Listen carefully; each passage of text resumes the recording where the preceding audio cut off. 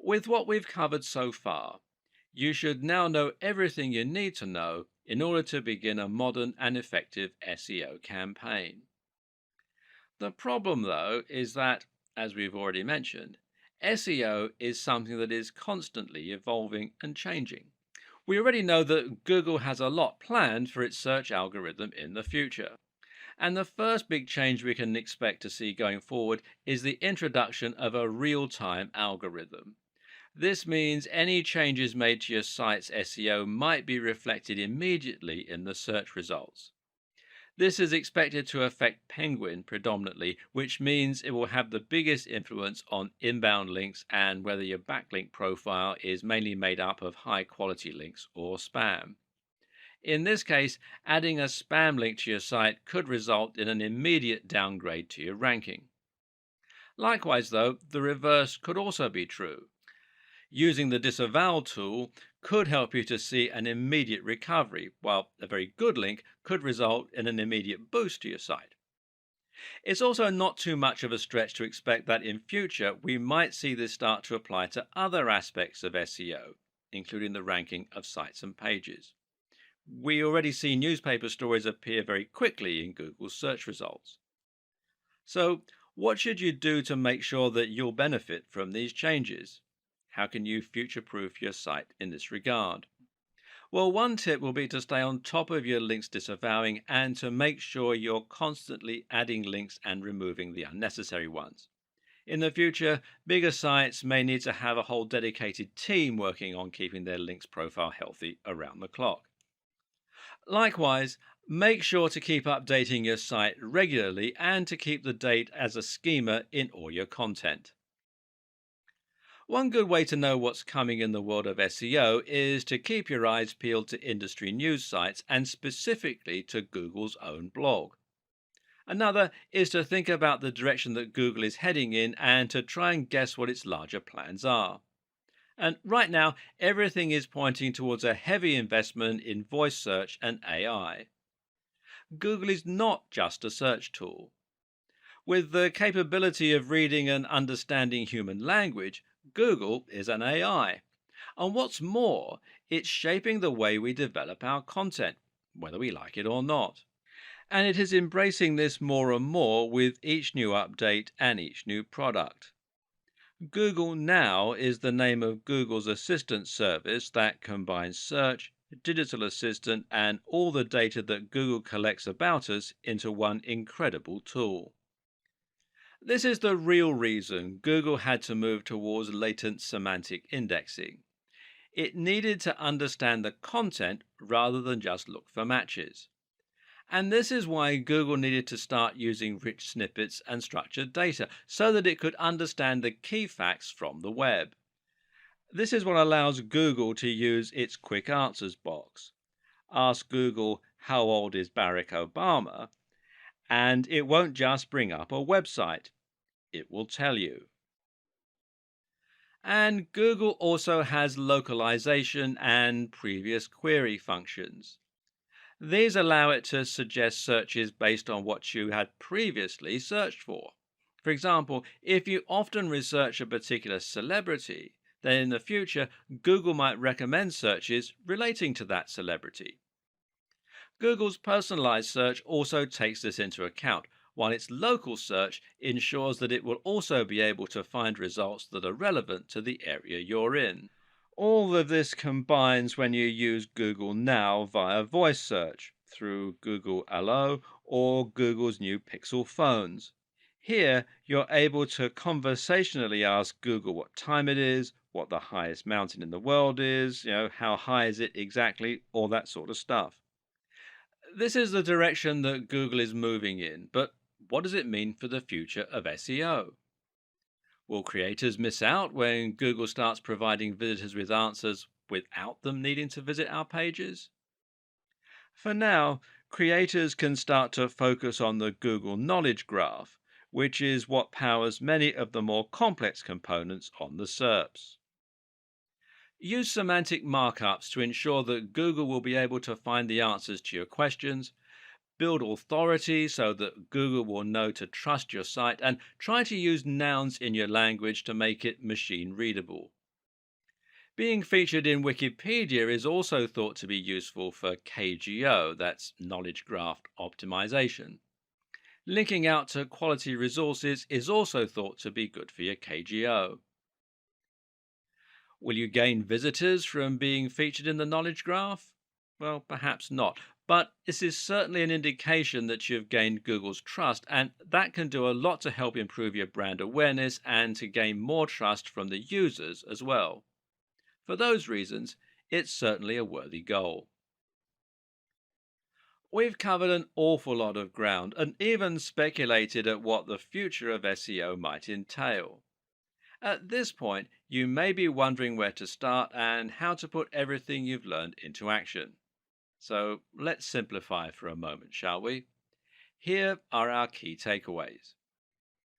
First off, Google is getting smarter to the point of becoming an AI with a lot of personal information about its users. Google is increasingly understanding what content actually means rather than just what it says. You should not try to trick Google. Work with Google to provide your users with the most relevant, well informed, and entertaining answers to their questions. Prove that you are trustworthy by connecting as closely as possible to high authority sites. Use structured data to further explain your posts. Don't keyword stuff. Write naturally using synonyms, relevant terms, and lots of nouns. Build a brand and focus on consistent quality. Post regularly and build the trust of your users with content marketing. Use guest posts and aim for the sites that have Google's trust already. Think of SEO as one small part of a much more cohesive marketing strategy. Combine excellent posts with social sharing and link bait. And finally, measure and monitor what is working and update your strategy on the fly. Another tip is to make sure you do your research and examine which terms to target before you set out. But even more important than that is to choose the right niche. This means picking a niche that has a large enough appeal to give you a big market, but at the same time, it means picking a niche that won't be too competitive for you to make any dent in. Look for subject matters that cater to a specific audience and that people can really get passionate about. And make sure that you are passionate about it too, because when you really love what you're writing about, all the high quality content, all the great connections, and all the consistency really come to the fore. Stop looking for quick wins and focus on building a trustworthy brand filled with incredible information. If you do that and you do just the smallest bit of marketing to give yourself a push, then Google's algorithm should do the rest and reward your enthusiasm. Regardless of all the changes that have happened, it's still possible to separate our SEO into largely on page and off page. I'm going to talk about on page now and off page in the next video of this series, but both are important. On page, of course, refers to all the strategies that you can use within your pages to get Google interested in your site. This begins with content, and it begins with having a stronger understanding of the subtle changes Google has gone through in recent times. One of the first things you're going to need to do is to fill your site with great content and to use your keywords throughout. There's a fine line to be walked here. You need to repeat the phrase a few times to ensure that you create that association. But at the same time, you also need to make sure that you don't overdo it and thereby appear to be spamming. Too vague? Well, as I mentioned, it's now agreed that the optimum keyword density for on-site content is 1 to 2%. This means you can use your phrase once every 100 to 200 words. But you also need to use your common sense a little. Some keywords are easier to use in a natural manner than others, and making sure your content sounds natural should always be the number one concern. Some keywords will be hard not to repeat 100 times. Others will never feel that they can come up naturally. The user always comes first. So if you can't fit the keyword in naturally anywhere, then just forget it and use it in your image, alt text, etc. The length of your post is also an important consideration. Back in the days of spammy SEO, almost every post was about 500 words long. Today, you'll have the most success by writing posts that are longer and more in depth. Imagine that your reader is going to sit down with a cup of tea and really dive deep into the subject. Yeah? That's the kind of experience you should be delivering. This has another advantage because it means that you can repeat your key phrase a lot more while keeping your density low. If you repeat your keyword 100 times and your content is 1,000 words long, then that's a 10% density. If your content is 5,000 words long, that's 2% density. Of course, 5,000 words is too long for most blog posts. Instead, the general consensus is that an ideal blog post will be somewhere in the region of 800 to 1,500 words. But again, remember that you serve your visitors first and foremost. These are the people that you want to impress, and that means you shouldn't worry too much about length. Do what comes naturally to your subject matter. Oh, and while you're at it, try to vary the length of your post a little. This again looks more natural and suggests to Google that you're not following a strict formula of any kind. At the same time, you also need to consider something called LSI, or latent semantic indexing. This is basically a fancy term for how Google now understands actual meaning rather than just looking to match words. The way it does this is at least partly by looking for synonyms and related terms when trying to answer questions. In short, don't just use the exact key phrase, but be sure to use lots of relevant and related language. This is important partly because it can prevent a mismatch between searches. If someone searches for a homonym like duck, how does Google know whether they mean the bird or the movement? Simple, by looking for related terms like duckling and feather, or perhaps dodge and dive.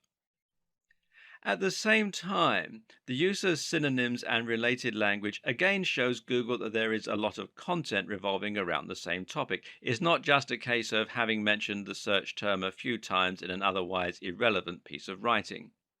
So, if you're writing about bicep workouts, then you need to make sure to include lots of related language like arms, triceps, dumbbells, training, weightlifting, etc. Doing this will confirm the subject matter of your site and will look a lot more natural and useful than if you just use the phrase. And for the same reason, it can also be a good idea to use variations on your key phrase and to have secondary search terms. For example, if your key phrase is build massive arms, then you should also try to include the terms build big arms, build big biceps, get big biceps, etc.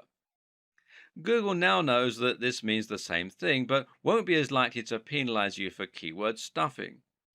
It also makes you look like a better writer for your visitors. Essentially, try to keep in mind that Google no longer works by trying to match the search terms exactly in your content. You can see this yourself when you search Google. Search get big arms, and many of the results that come up won't actually include those precise words. Likewise, linking out to relevant sources might help Google to better understand the topic of your pages and posts, while also demonstrating that you're trying to provide extra value to your visitors. On that same note, you should also look at rich snippets. Using structured data, you can highlight to Google certain key elements of your content, like recipes, dates, company names, scores, etc. This helps Google show some of that information in the SERPs, the search engine results pages, and thereby attracts more visitors to your site. There are plugins which will let you do this easily, or you can do it through meta tags. Either way, you'll use this to do things like highlighting the ingredients in a recipe, or the show times of a play, or the score in a review. This is important because it lets Google understand your content even better than it is already able to do. Google is no longer just a search engine, but rather an AI. This is the direction that Google is heading, and being able to understand and utilize this might just be the key to SEO success in the future.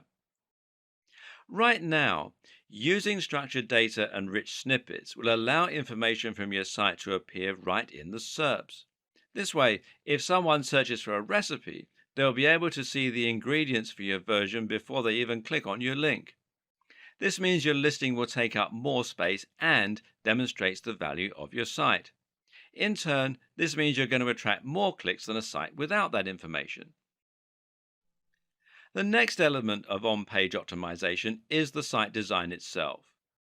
Using breadcrumbs, for instance, can help a lot, as can using alt tags for your images so Google knows what they are. More important is the actual function of your website. Does the page load quickly? Is it mobile friendly? Mobile friendliness in particular is something you absolutely cannot ignore today. In terms of the actual design and function of your website, the main goals are to ensure that your site will load quickly and that it will look great on mobile. Again, this helps to keep people on your site longer because it will be enjoyable for them to be there. Avoid using too many plugins, which will slow you down, and try not to inundate your visitors with adverts and popovers.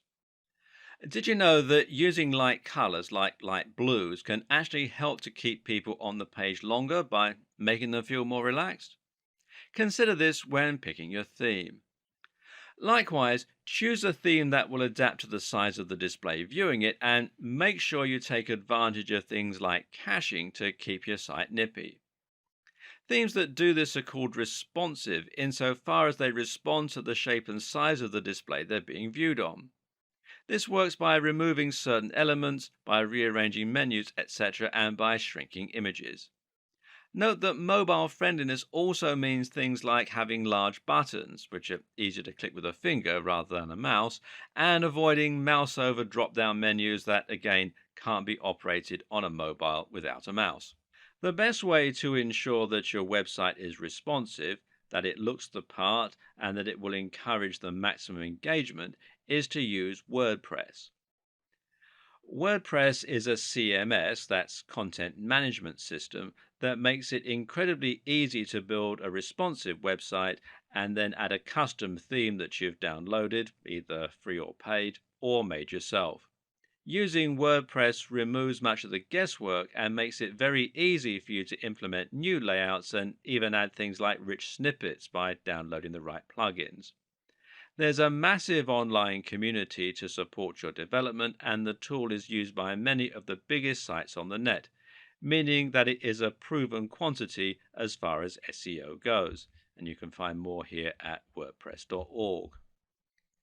Seeing as WordPress is free, you're actually really making life harder for yourself by using anything other than it to build your website.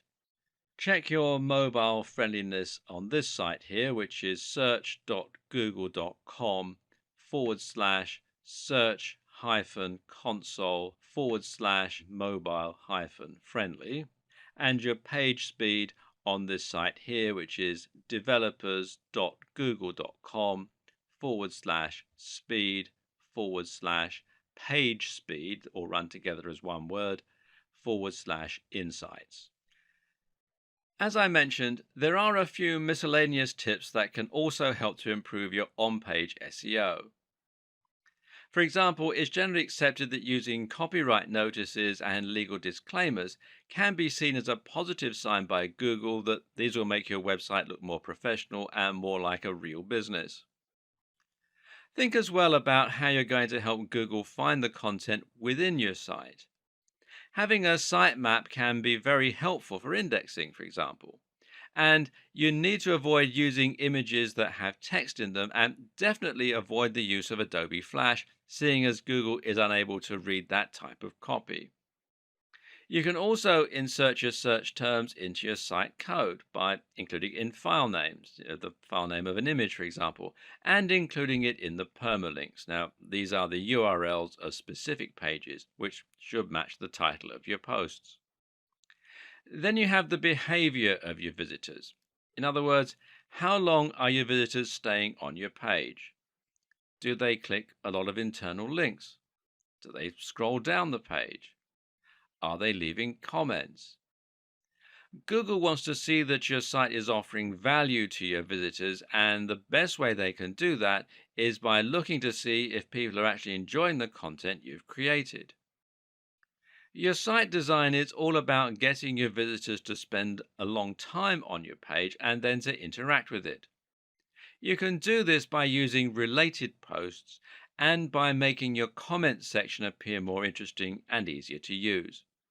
But you should also do it by simply ensuring that your site looks great, performs well, and is filled with interesting and relevant content. Try to avoid adverts or bad design elements that are going to instantly put people off and cause them to leave your website. Remember, Google wants to see that people are spending time on your website, and the best way you can ensure this happens is by making content that people want to read. Moreover, you need to ensure that content is presented in a way that encourages people to stick around. Forget dense blocks of text with no images. Instead, create content with lots of headers that's well spaced out and that uses large, beautiful pictures throughout. In terms of the actual writing, try to use a narrative structure where possible to really pull people in. Tell a story, use cliffhangers, and make it impossible for your visitors not to move down to the next line. Ultimately, it comes down to making sure you're providing the very best experience for your visitors, but doing so in such a way that Google can see and understand that that is the case. In the last video, we talked about the basic strategy you'll use for your on-page SEO. But what about link building? How has that changed in recent years? Once again, the key is to focus more on quality rather than quantity. If you once had 1,000 different links all coming from low quality websites, this could now actually stand to hurt your SEO as it will look like link spam.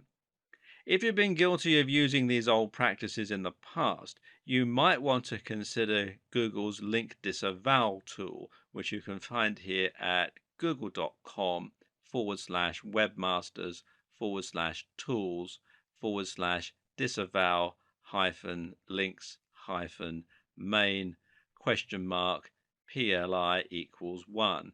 And there is a posting on Google's blog which explains how the tool works and everything, and you can read more about that at support.google.com/webmasters/2648487 HL equals EN.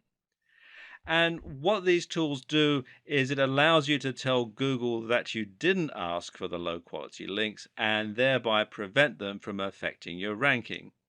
The fact that tools like this exist show that Google does still support good SEO, by the way. Once you've removed all your low quality links, you need to start looking for high quality links. Which ones are those? Simple. They're the ones that follow all of the advice that we gave in the last video on on-page SEO.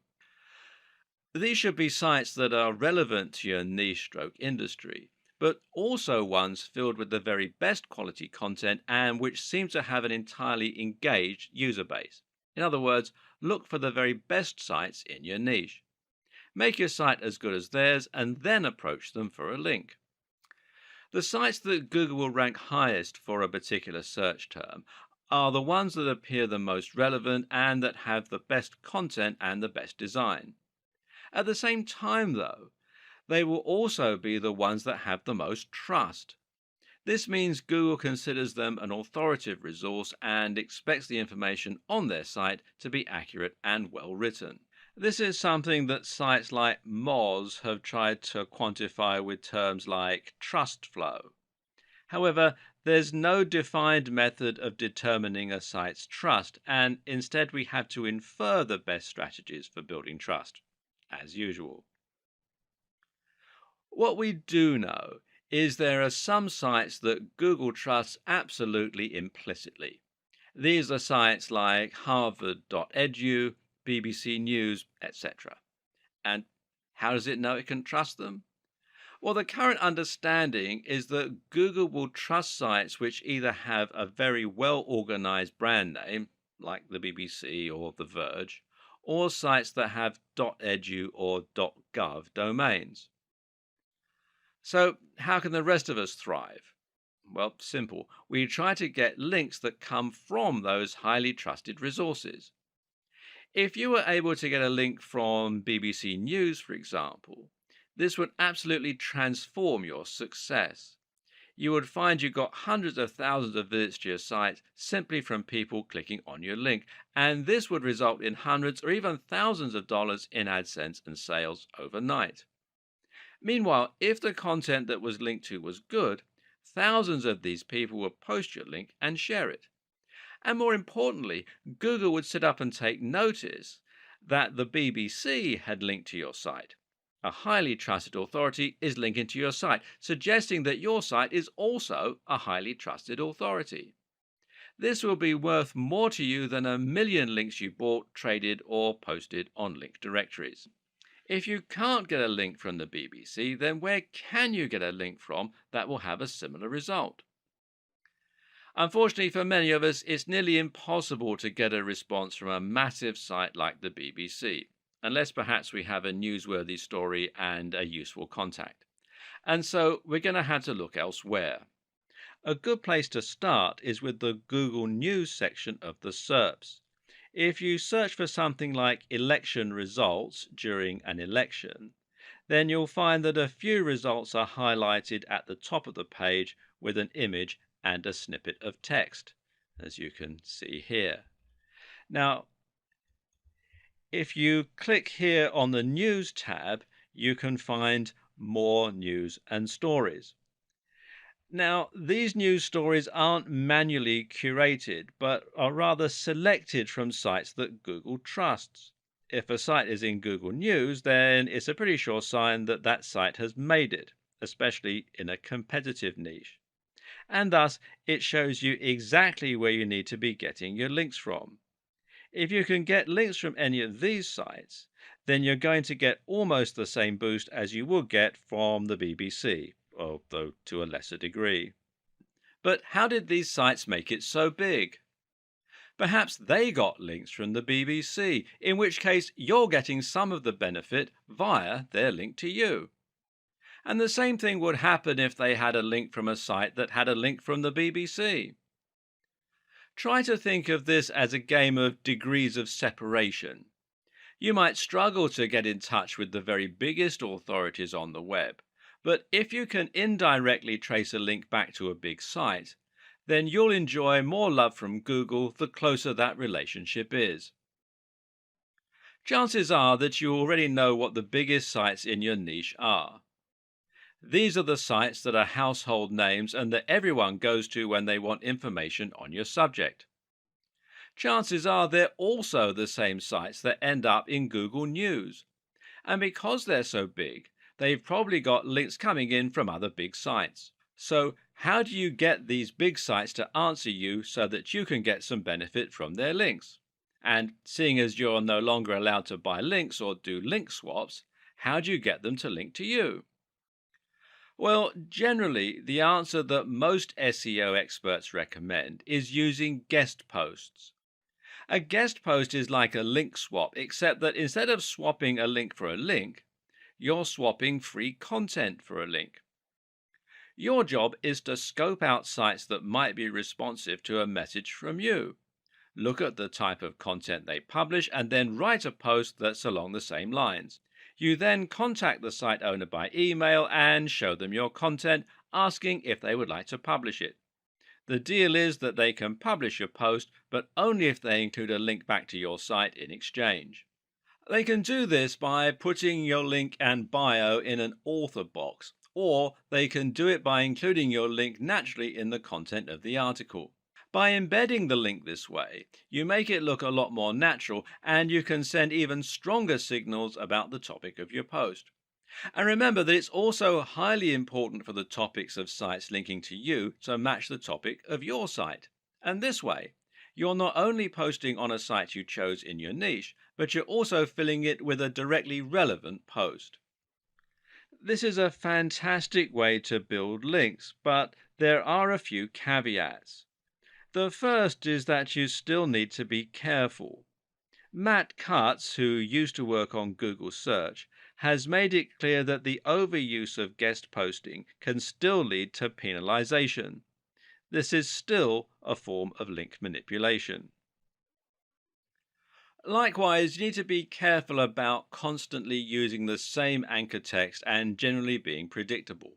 Mix it up. Finally, consider that it will still be hard to get an answer from top influencers in your niche. The solutions include making sure that your content and the sites you're linking to are great quality so that the creator will be happy to be associated with them, delivering real value in the guest post, spending some time developing a relationship first, perhaps by sending some emails and maybe by leaving some comments on their blog, starting relatively small and working your way up. Look for blogs that are just ahead of yours.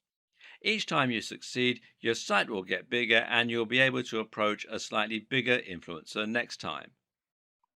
Use your existing contacts. Maybe you have a friend who owns a blog. Network in person. And for making a big impact, nothing beats the power of actually meeting a blogger or a site owner in person and making a connection that way. Go to SEO networking events and generally don't be afraid to pick up the phone.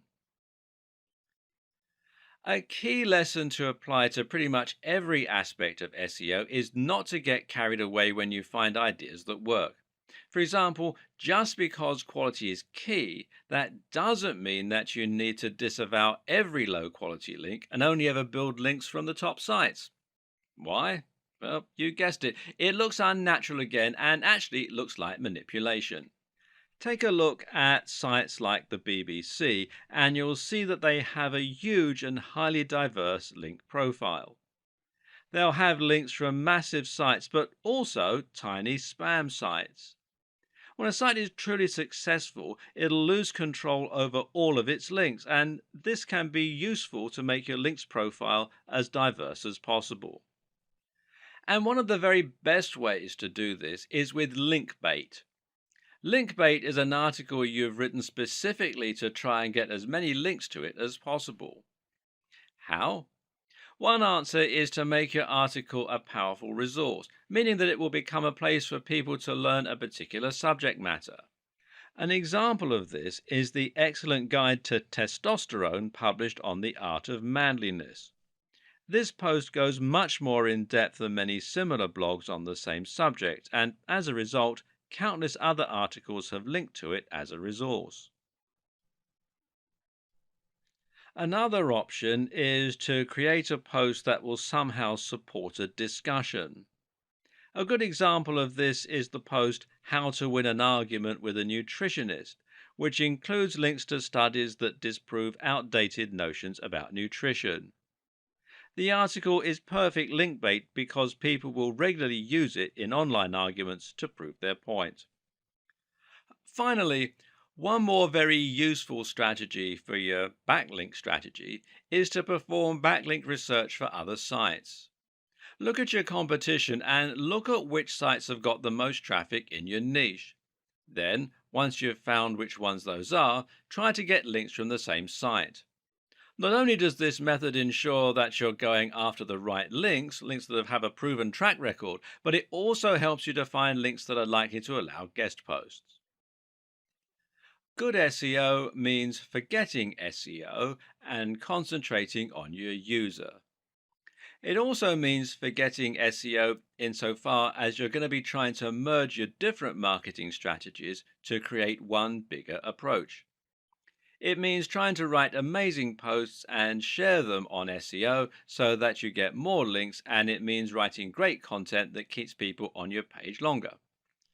Stop thinking in terms of SEO and social media marketing, and instead think about your SEO in terms of content marketing. Regardless of your strategy, there is no doubt that content is absolutely the most important asset when it comes to attracting traffic and impressing Google. But just what is content marketing? Content marketing is about creating content that will help Google to find your site and posts and to ensure you rank highly in the search engine results pages. While this is a powerful and useful effect, though, it's actually only one part of what content marketing is all about. At the same time, content marketing is about building a relationship on your site and ensuring that people begin to trust what you have to say. It means demonstrating your knowledge and point of view to the point where people seek you out as an authority. Once you get to that point, you'll be considered an expert in your field and you'll be able to greatly influence your audience, possibly influencing their buying behavior. So, how do you get to this point? Well, the key is to think about the sites and blogs that have influenced you over the years and the ones you read regularly. This isn't about building trust with Google, but rather it's about building trust with your readers so they want to keep coming back. The main thing normally is delivering value. Each post you create for your blog should provide some useful and/or interesting information that is actionable. At the same time, it should offer something that isn't available elsewhere and it should be in-depth and comprehensive. This differentness is incredibly important and is something that all too frequently gets overlooked. If you're trying to stand out in a crowded niche, say the fitness niche, then it's not enough to simply write posts on how to get abs or how to lose weight. There are countless articles out there with the exact same title and subject matter. Instead, you need to concentrate on offering something that will be different, which might mean writing about an entirely new training method, or it might mean writing about something that examines the psychological motivation to train. Always ask yourself, would you read that content? Meanwhile, you need to be consistent in posting this kind of content and you need to be smart with your branding. Your brand needs to evoke your mission statement and your ethos. People should know from your website design and logo alone exactly what kind of subject matter you're likely to deal in and what they can expect from your site. This is also how you can build brand recognition and a consistent image across different forms of marketing, including on different forms of social media.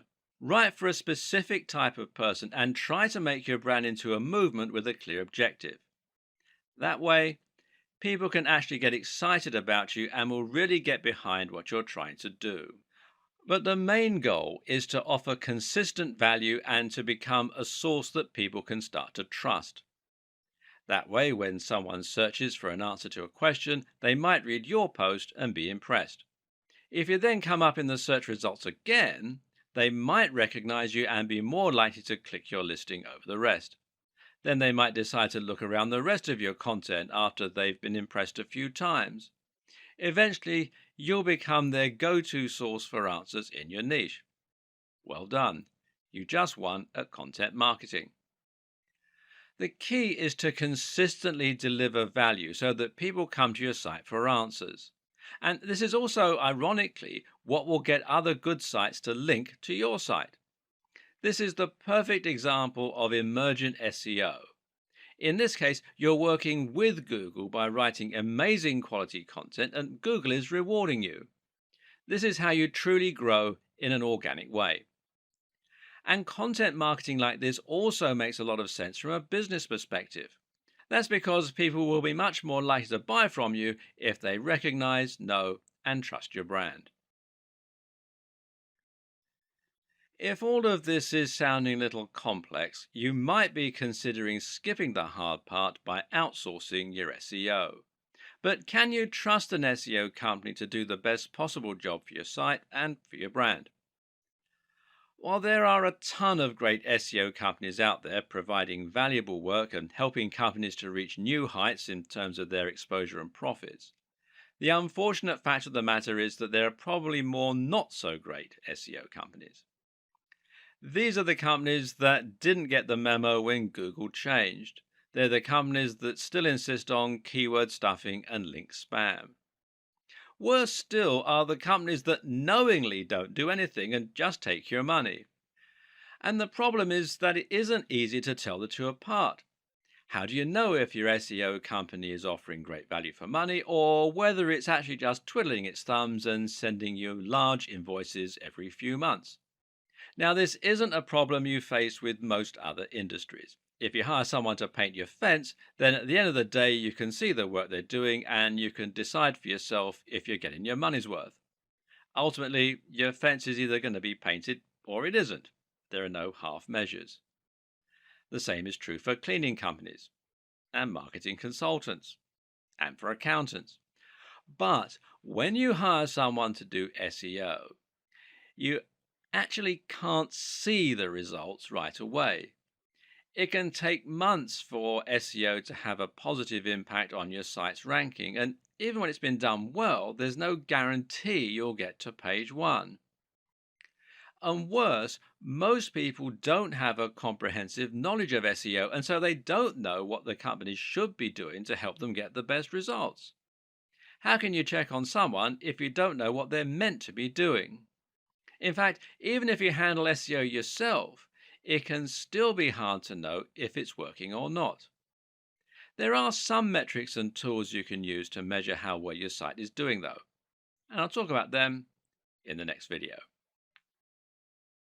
Because some SEO tactics take a while to bring traffic to your site, sometimes it's hard to track whether your SEO campaign is working or not, especially if you're outsourcing the process to an SEO company. One thing you can do, though, is to ask the SEO company to provide you with the metrics regarding the SEO campaign, and some of these metrics can be more useful than others. You can ask for the number of links that have been built, for instance. Ask for the page rank of the pages where those links have been built, although page rank is now largely a depreciated measure. And use everything you've learned in this video series to ensure that those are high quality links and not just link spam. You need to think about long-term results, not a short-term boost. And you can track changes in your position in the SERPs, that's the search engine results pages. Many SEO companies will use tracking software which lets them see your site climbing the rankings for different terms over time. They can use these to deliver you a report showing how your site has climbed since their intervention. If you're handling your own SEO, you might still choose to use a tracking tool in order to keep an eye on your success over time and ensure that your efforts are getting results. But what does any of this tell you? Because here's something else to consider. Getting to the top of Google is not the end goal. Even if you get to the top of Google, there's no guarantee this will bring more profits for your business because you need to ensure that the people finding your content are targeted and that those people are converting. Or to put it another way, all that really matters is the bottom line. If you're a business and you're paying for SEO, you'll need to know that you're getting more sales because of that SEO and you're earning more money. This way, the SEO is offering ROI, which means it's been money well spent. Savvy companies track the ROI of their SEO spend by using a tool called Google Analytics. This is the most well-known analytics tool for webmasters and marketers, and one particularly useful feature it has is the ability to set a goal and then track the traffic that makes it to that goal. If you're trying to sell a product, your goal might be the thank you page people get directed to after a purchase. This allows you to see not only that you're getting more traffic, but also that you're getting more targeted traffic that's actually converting. Better yet, Google Analytics will be able to tell you where those converting visitors come from. And specifically, you'll be able to see if someone who used your search term eventually ended up buying your product. These are people who have bought products from you because of your SEO efforts. If you hire an SEO company to help you rank for a certain search term, you're probably missing the point. A better way to approach this is to hire an SEO company to help you increase your profits or your brand awareness. Thus, the very best SEO companies are those which use a combination of different marketing tools, combining everything from SEO to social media to brand management. Part of this is choosing the right search terms. So, if you let your SEO company choose your search term and they don't increase your profits, they might be good at ranking, but it's not a good strategy. It's important to know whether ranking for the particular phrase you're interested in is actually going to translate into tangible results. The same is true if you're doing SEO on your own.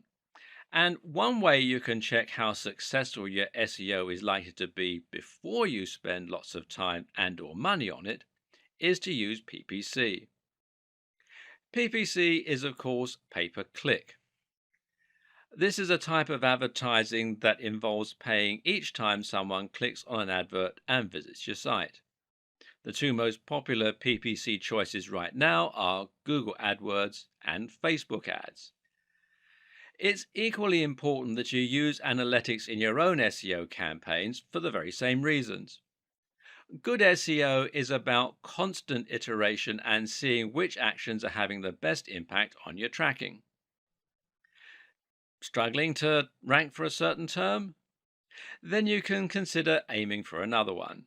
Finding that people from an unexpected search term are converting more highly than those from other search terms? Then it might be time to switch gear and start trying to rank for that phrase instead. Setting up Google Analytics is thankfully rather simple. First, you need to head over to Google Analytics, which is google.com/analytics. And then you'll need to add a small tracking code to each page of your site. If you're using WordPress, you can also use a plugin to do this. Then you can set up your view, which will let you choose which stats you want to look at. Some useful things to look at here are your audience overview, and this is key data regarding who is looking at your site, which can help you to better target specific demographics. Acquisition, this is where your traffic's coming from. Real time, which shows you how many people are on your site right now, and the aforementioned goals. If you want to get the maximum amount of profit from a website, you need to get as much traffic as you can. If you want to get the maximum amount of traffic to your website, you need to get to the top of Google. And if you want to get to the top of Google, you need SEO, or search engine optimization. Search engine optimization is the process of optimizing a website so that Google will be more likely to index it and ensure that it ranks highly for the most relevant keywords and phrases. For example, if you have a website that sells hats, then you might try to get it to rank for the phrase "buy hats online." To do this, you will go through an optimization process that would involve both on-site and off-site strategies. With any luck, you would eventually be able to get your website to the top of the SERPs, that's the search engine results pages, for that term, and thereby attract a huge amount of traffic. More importantly, that traffic would not just be from random visitors, but would instead be from specific people who are looking for hats. Better yet, those people will be looking for hats at the very point they came to your website. Why else would they search for hats? Which means they're ready to buy, and it should only take a small push to get them to make that decision. SEO can be a slow-going process, but it's still possible to climb the ranks and get your website to a point where it will start getting more and more organic traffic from searches. SEO essentially works by attempting to second-guess the algorithms used by Google to decide which sites to index and where to rank them. Google works by using bots, an index, and an algorithm. The bots, also known as robots or spiders, are small pieces of code designed to head out onto the web and look for content. They read web pages and they add that content to a massive index which Google can use as a reference. From there, Google will then use an algorithm to identify which content in that index is relevant to which search and which is offering value to the end user. Ultimately, the aim of Google is to help people find interesting content that will be relevant to what they're looking for. This involves a lot of factors, and the algorithm will look at how many links the content has, how visitors behave on that website, and the use of key phrases within the content. If a word or phrase is repeated often enough, then it is possible to deduce that said word or phrase is likely to be the subject matter, and thus should come up in searches for matching terms. SEO basically works by predicting and guessing how the algorithm works, because no one can be completely sure, and then using that information in order to engineer your website to get the maximum number of hits. It means gaming the system, and this in turn can allow you to trick Google into believing that your site should be number one. Of course, it's not quite that simple though, and actually, as we dig deeper, we'll see there are other more efficient ways of looking at SEO. Apart from anything else, Google is constantly updating its algorithms, usually with words beginning with P like penguin, panda, and pigeon, and that means second guessing Google can get you into trouble.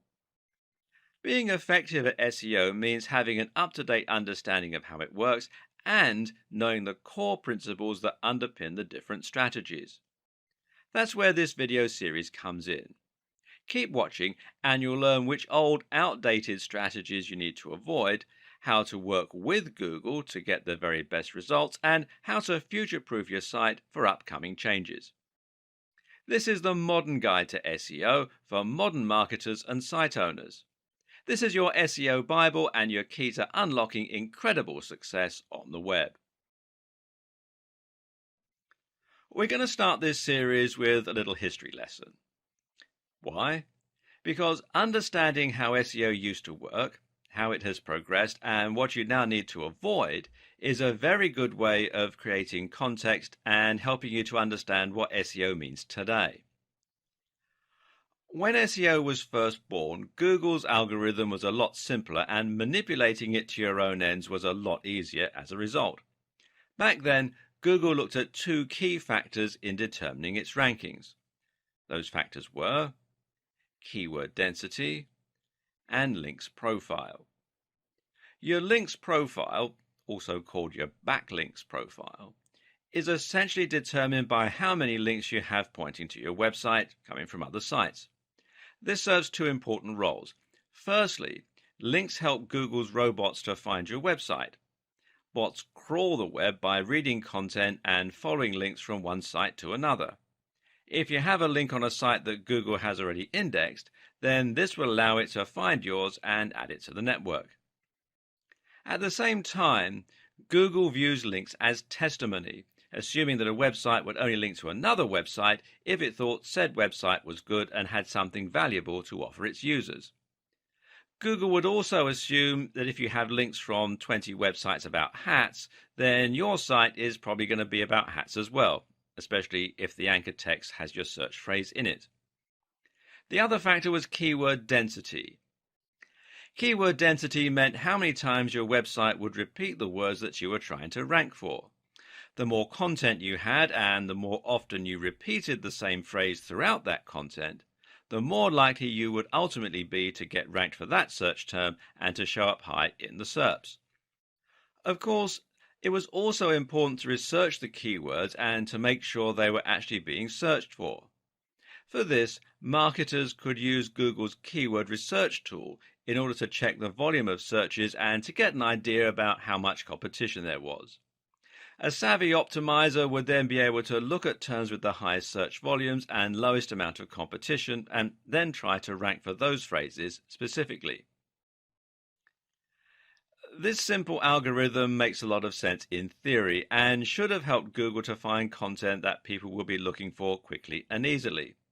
It would read the content in order to see which site was the most relevant for that term, and it would look at which sites had the most links from other websites.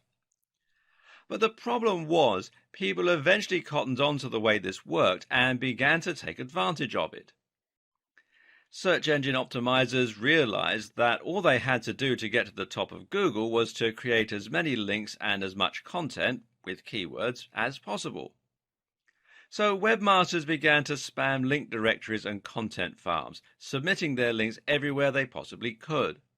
They began to pay other content creators to place links on their pages, and they would also trade links. Most websites ended up with a massive list of links somewhere on one of their pages, and these would just be other random sites that had contacted them and asked to exchange links. Worse was what started to happen to content. In a bid to create as much content as possible and to use the keywords as often as possible, creators began to churn out content in huge quantities while giving no regard to quality. They also began using keyword stuffing, which essentially means repeating keywords over and over again, even when it doesn't make any sense. A typical website from the early 2000s might read, "Are you looking to buy hats online? Then you have come to the right Buy Hats Online website. This is the best place to buy hats online for anyone who wants to buy hats online, Carolina." As you can see, this content is completely nonsensical and will be highly off-putting for any real visitors looking to make a purchase. And then it got worse still. Creators began to actively steal content from other site owners and spin it in order to make it unique. Now, Google won't rank duplicate content, otherwise it would risk making every search result identical. So content spinning, as it came to be called, essentially means that you're taking an article or a blog post and using software in order to exchange many of the words for synonyms. So a sentence that read, "These are the softest, warmest and most attractive hats on the net," would become, "These are the most comfortable, most insulating and most beautiful hats on the web." And because the site owner didn't have to write that content themselves, this meant they could publish thousands of posts in a short space of time and bomb Google. Well, that's the theory at least. The reality is that, unfortunately, most spinners do this instead. These is the squitty-ish, hottest and very best beautiful hats on the fishing net. Again, it's just gibberish.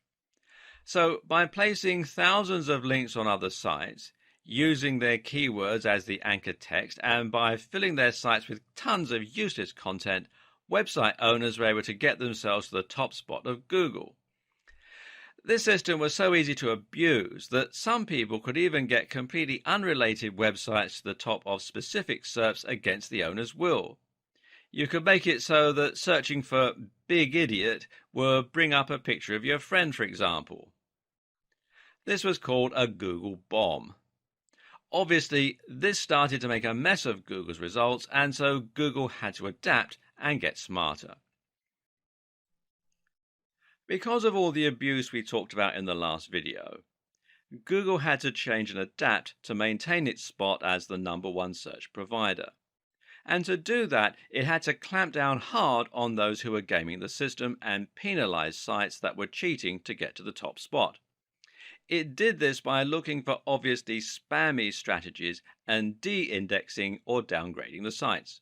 So, sites with keywords in their URL no longer enjoyed the same advantage. Sites with huge numbers of inbound links from low-quality websites were de-indexed. Sites caught buying links were de-indexed. Sites that stuffed keywords were severely punished. Sites that had lots of backlinks with the same anchor text were treated as highly suspect, and the list goes on and on. Meanwhile, Google started to show preference towards sites that were longer, that linked out to other quality resources, which previously would have hurt your SEO, and more. These changes came in the form of algorithm updates, which had recognizable animal names and which got a lot of press from the internet marketing community at the time.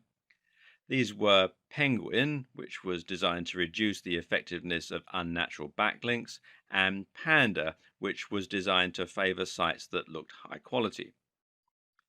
Google doesn't want a website owner to be able to artificially climb its SERPs. Rather, Google wants websites to climb the ranks only when they're genuinely valuable and popular with the audience.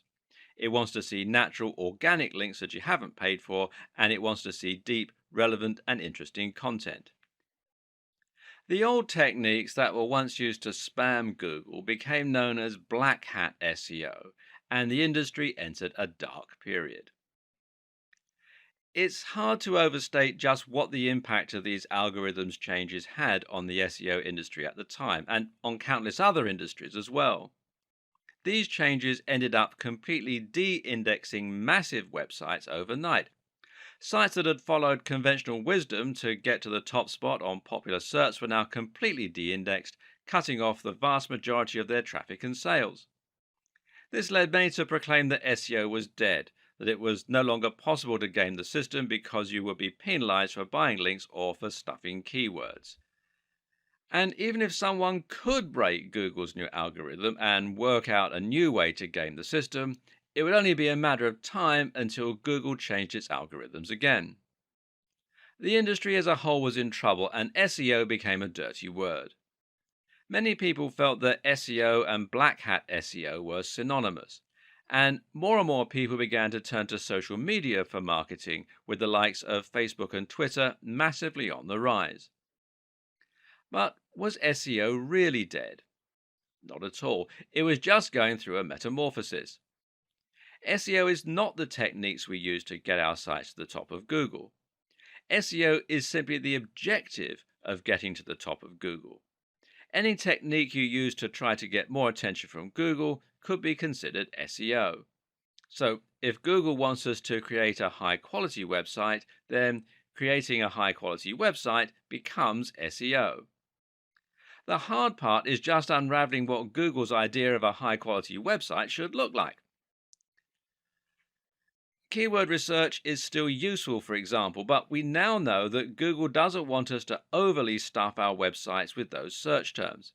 Instead, the recommendation hovers at around 1 to 2% keyword density. So, if you write a long article and include the search term a few times, that should be enough, as long as it's also in your code a little or in your file name. It's also worth noting that Google looks for keywords in specific places in your content and gives those extra value. Google will consider it a strong sign if your keywords are used in your headers or in the first paragraph of your content. Google also looks for synonyms, though, and related language, which is something that we'll discuss more later on. And it no longer cares about how many links you can get. It cares far more about how high quality those links are. So, if your links are from lots of highly trusted websites, then you'll find it does great things for your ranking. Google is also now looking at things like bounce rates, how long someone spends on your website, and it's looking at how your site renders on mobile and how quickly it loads. You can now get penalized for typos and mistakes. And Google is also looking at social sharing signs. If you have lots of plus ones from Google Plus, for example, then this can have a large positive impact. In short, Google is looking for signs of quality, relevance, and great design. At the end of the day, Google does not care about you as a content creator. You're not Google's customer. Google's customer is the end user who searches for a key phrase because they want to get relevant information or find the answer to a question. So, if you forget the specifics and instead make your aim to deliver high quality content consistently targeted towards a specific subject matter, then your goals will be aligned with Google. That means Google will want to share your content with its users. And it means that each update and change Google makes should actually benefit you as a creator. This is what good SEO is about today. Forget trying to trick Google and instead think about your users and think about working with Google.